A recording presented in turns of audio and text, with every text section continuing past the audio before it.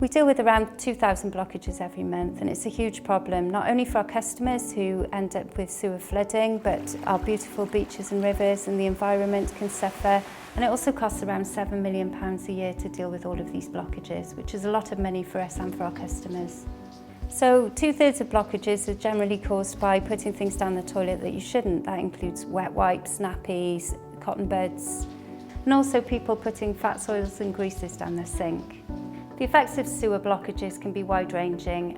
It can either be inconvenience for a customer, maybe odour at their property, all the way through really to somebody being flooded completely out of their house with sewage.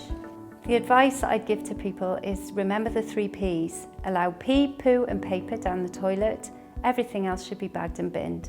I haven't come across any product, wet wipe product, that's disposable or flushable. Yes, they can go down your toilet, but that's where they stay. They are the primary cause of blockages for us.